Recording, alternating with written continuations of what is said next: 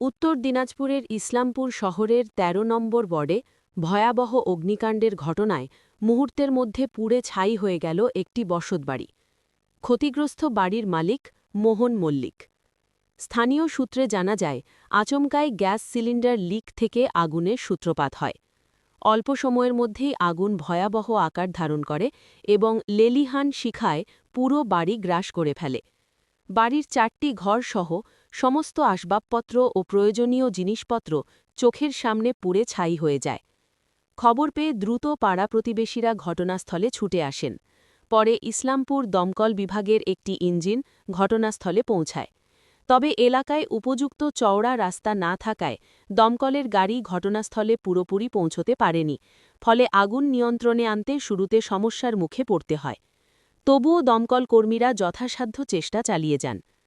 খবর পেয়ে ঘটনাস্থলে পৌঁছান ১৩ নম্বর ওয়ার্ডের কাউন্সিলর অসিত সেন। দমকল বিভাগের এক কর্মী জানান, প্রাথমিকভাবে এলপিজি গ্যাস থেকেই আগুন লাগার সন্দেহ করা হচ্ছে। তবে কিভাবে আগুনের সূত্রপাত হয়েছে তা খতিয়ে দেখা হচ্ছে। দমকল কর্মী ও স্থানীয় বাসিন্দাদের সম্মিলিত প্রচেষ্টায় শেষ পর্যন্ত আগুন নিয়ন্ত্রণে আনা সম্ভব হয়।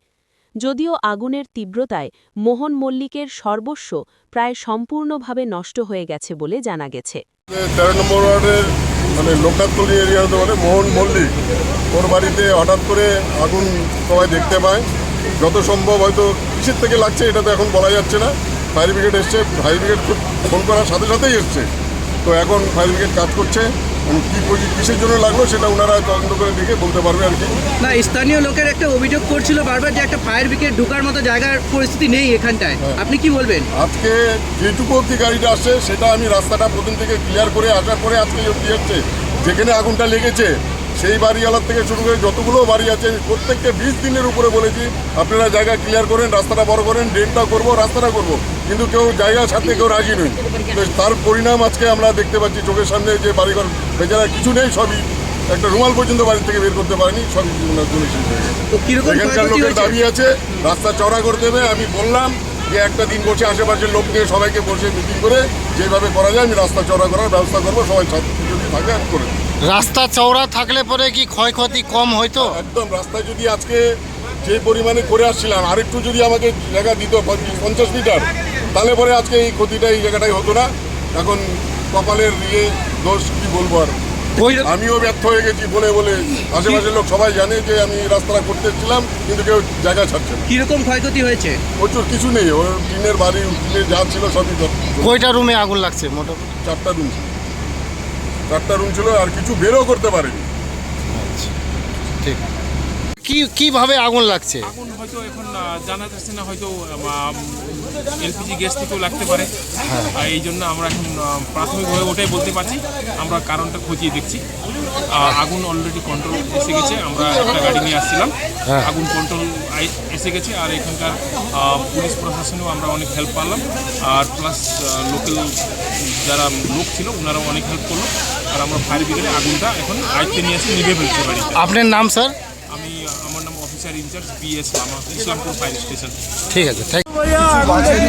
ক্ষয়ক্ষতি হয়েছে, ভালোই ক্ষয়ক্ষতি হয়েছে ১৩ নম্বর ওয়ার্ডে, কিন্তু এখানকার রাস্তা নিয়ে বলছে লোকজনকে কি রাস্তা ফায়ার ব্রিগেড রাস্তা মুখেই আটকে যাচ্ছে ফায়ার ব্রিগেড। যদি আগুন আগে লাগতো তো কী করবো? তাহলে সবার থেকে নিবেদন আছে কি রাস্তাটা আপনারা একটু ছাড়েন। আপনার বাড়ির সামনে জায়গাটা থাকবে, টিন দিয়ে ঘিরে দিলে হবে না। রাস্তাটা ছাড়লে কি হবে, ফায়ার ব্রিগেড এগুলো সব আসতে পারবে। আজকে যদি ওই রাস্তাটা না বানানো যেত আজকে এই অবধিও ফায়ার ব্রিগেড আসতো না। কিন্তু গরিব মানুষ সামনে দিয়ে ঢুকতে পারেন। হ্যাঁ, আমাদের পক্ষ থেকে যতটুকু সম্ভব আমরাও হেল্প করবো। কাউন্সিলর সাহেবকে বলেছি, এখন যে চলে গেছে ওগুলো তো আমরা ফিরে নিয়ে আসতে দিতে পারবো না, কিন্তু আমাদের পক্ষ থেকে যে আর্থিক সাহায্য করতে পারি আমরা সবাই আমরা নিশ্চয়ই করবো ওনাদের। মাঝখানে আমি বলছি বাড়িটা তো পুরোপুরি মানে একেবারে ধ্বংস হয়ে গেছে।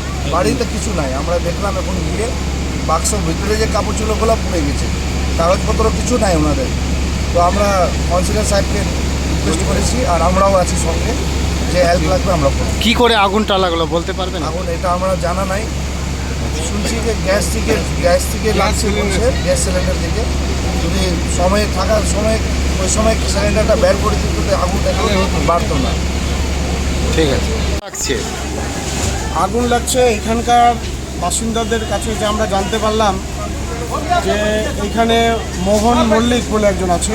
মোহন কি? মোহন মল্লিক, আচ্ছা, হ্যাঁ। সেই ভদ্রলোকের বাড়িতে দুটো রুম ছিল পাশাপাশি, গ্যাস সিলিন্ডার দিয়েই আগুনটা লেগেছে।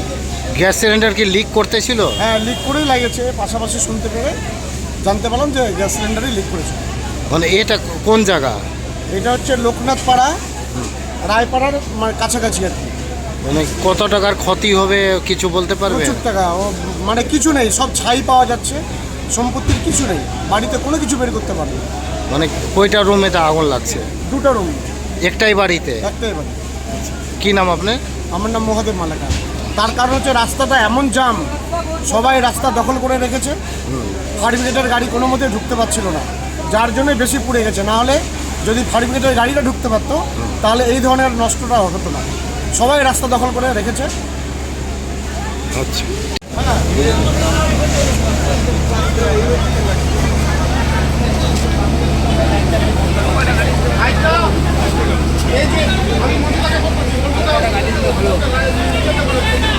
জায়গায় যায় না, রাস্তায় ঢুকবে কেমন করে?